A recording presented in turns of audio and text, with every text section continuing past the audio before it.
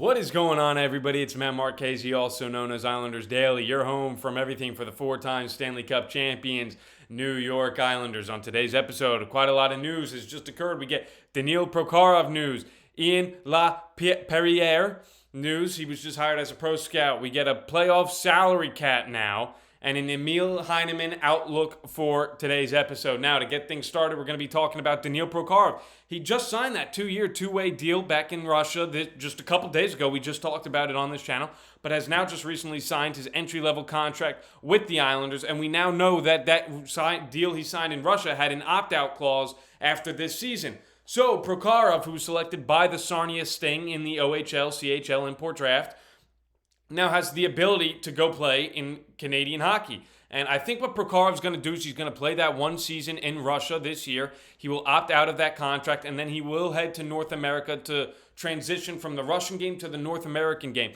where he will play for the Sarnia Sting. And I really like what Prokhorov's doing. We see him kind of thinking a couple steps ahead. It's not just, let me focus on this season and whatever. He's really focusing on trying to become the best player that he can become and hopefully get on the Islanders sooner rather than later. And Prokhorov doing this is definitely, I like it. I like that he signed the entry-level contract. It won't go into effect this year because, of course, he won't play 10 NHL games this year. But now Prokhorov has options, right? He gave himself options on how he wants to play coming into the future, and I'm excited to see what happens. I do think he will be playing for the Sarnia Sting at some point, and he will be transitioning to that North American game so he can get a better feel for it when he is finally ready to make that jump into hopefully the NHL or the AHL. Now, on to our next topic. The Islanders have hired a new pro scout in Ian LaPerriere. And now LaPerriere, he was a former NHL player. He played a long career where in the NHL, he had in 1,083 games played, he had 336 points. Not a lot, 121 goals and 215 assists. But to play that long in the league and not be scoring that many points, you were doing something right. LaPerriere was doing something right. He was a hard-nosed player. He worked hard, worked every day in and out, and I think that's why he kind of got this role on the Islanders. He's the type of person Darce wants in his system, looking for players to join the Islanders eventually. Somebody who can make the team, be a glue guy, be that player on the team. And I think, LaPerriere was working as the Lehigh Valley Phantoms head coach for the last 4 seasons. And in fact, just back in May, he was hired by the Flyers to be an advisor to their hockey operations department, but he decided to lead and would join a more hands-on job with the New York Islanders where he will be doing pro scouting. Now, Ken Morrow is still here on the Islanders as a pro scout, but now LaPerriere will be joining with him.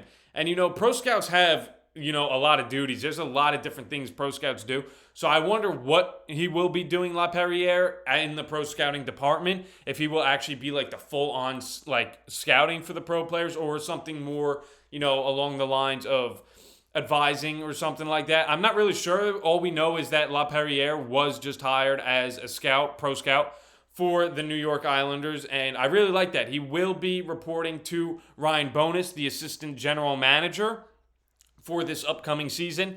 And yeah, I'm excited to see what LaPerriere does as the pro scout for the Islanders. The scouts really don't get a ton of love on these teams, but they're really what makes a team. They tell the GM, hey, we think this guy's good, or, this guy, we want to kind of stay away from him. So I don't think scouts really get the respect they deserve, and hiring Ian LaPerriere is definitely a step in the right direction. Somebody who's been around the game for so long, who, is the definition of a hockey player, right? He's been around the game for so long, was a head coach, and before being a head coach for the Lehigh Valley Phantoms, he worked as an assistant coach for the Flyers. So LaPerriere, kind of comes over. He's a little bit shocking when you kind of think about it to leave the Flyers and join the Islanders, but hey, we will take it. We will take it. So I'm excited to see what LaPerriere does for the Islanders this year and in the future as a pro scout. Now, transitioning from there, we got some breaking, shocking news. It doesn't relate to the Islanders, but in fact the NHL as a whole. And there's now a playoff salary cap starting this season. It was supposed to start next season, but no, they decided to rush it and put it into the NHL this year, and that's a huge thing, right? This is insane. It's kind of crazy because there is no more LTIR play that these teams will be able to finagle, right? That is no longer here. And it's kind of an interesting rule that they did here, where you have to put like 20 players on your roster, and those are the players who will be allowed to play for that series in the playoffs, and it has to be cap compliant. So a shocking turn of events. No more the Vegas Golden Knights, Florida Panthers, Tampa Bay Lightning doing some trickery to get those players. We saw last year with the Panthers getting Brad Marchand and Seth Jones. Tkachuk was on the LTIR, and he was back for the playoffs. So that is no more. You cannot do that in the LTIR. So if they wanted Tkachuk to play, they would have had to put him on that list of 20 players, and that salary cap would have counted. There was no more there is no more where you can not put, there is a salary cap now in the playoffs. It's no more of, hey, any player can play and keep up that. So nope, you got to put those 20 players on who you want to be on your roster for the playoffs, and they're there. It's a salary cap. So a shocking development in the NHL that now we have salary cap. No more LTIR, no more trickery, no more breaking the system. And I won't blame the Lightning for what they did to us and the NHL as a whole. They found a way to break the system, and that's what they did. The Golden Knights, Florida Panthers, they all found ways to break the system. The NHL has now since said, okay, let's not have that no more. No more breaking the system. So there is now a playoff salary cap, and it might make things a little more interesting come trade deadlines and all stuff in between, because now you have to be cap compliant in the playoffs. So it's going to open things up, I think, in the playoffs a lot more. And I think that having, the cap space and having to put the players on there will make the playoffs more interesting as a whole, because there's no more where the LTIR. You have to have your players 20 on the roster. So, yeah, it's exciting. It's going to be exciting. No more of the LTIR BS. And, yeah, so it should be good. I really like the rule. It was going to be implemented next season. The NHL decided to rush it and implement it this season. So, I am a huge fan of the rule. I think this is one of the best rules the NHL has added in a long time, because the LTIR, you could hear the outcry from fans online, anywhere. They were not happy with it. And, the Islanders never used the LTIR thing, so it never worked for us in our favor. But, yeah, I like that there's now a salary cap in the playoffs.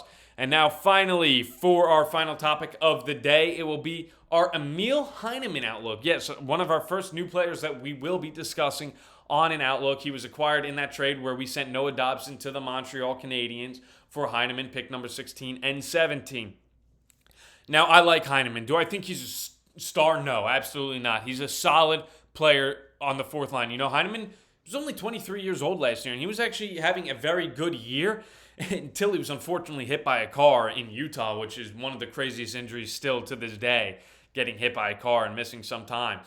But yeah, I like Heineman. I think he's a solid defensive forward, right? That is what Heineman is, a defensive forward. He's not going to put up the points. Last year in 62 games, had 10 goals, 8 assists for 18 points. This season, I kind of expect around the same thing for Heineman. Maybe he'll be able to get 20 points, maybe. But I'm expecting another 16 to 20 point year for Heineman. But he's young. He is a young player, Emil Heineman, and I'm excited to see how he does. He was doing very good before he got hit by that car and got injured. But you know what you'll get out of Heineman. He's a solid defensive player, and that's what Darce was looking for in that trade, to get a good offensive defenseman. Offensive defenseman. Jeez, a good defensive offenseman. Flip the words around. But yeah, I'm excited to see what Heineman will do on the Islanders this season. I was still thinking about Noah Dobson, man. Come on. We got to get Noah Dobson out of our minds. Noah Dobson is now a Canadian. Forget about him. But yeah, it's Heineman's time to shine, and I think he will do good work offensively. We know what we'll get with him offensively. He's not really going to be that star. I'm assuming he'll be playing with Cizikas on the fourth line. But yeah, he's definitely strong defensively, and being younger, he can evolve over time, Heineman. He can definitely evolve. But this year for Heineman, it's going to be around a same 16 to 20 point season for him, but we'll get a good defensive play out of Heineman as well. He will do good on the forecheck, the back check, and all things in between. So I'm excited to see Heineman's first season on the Islanders, and yeah, it should be a good one. So as always, I hope you all enjoyed listening, and let's go Islanders.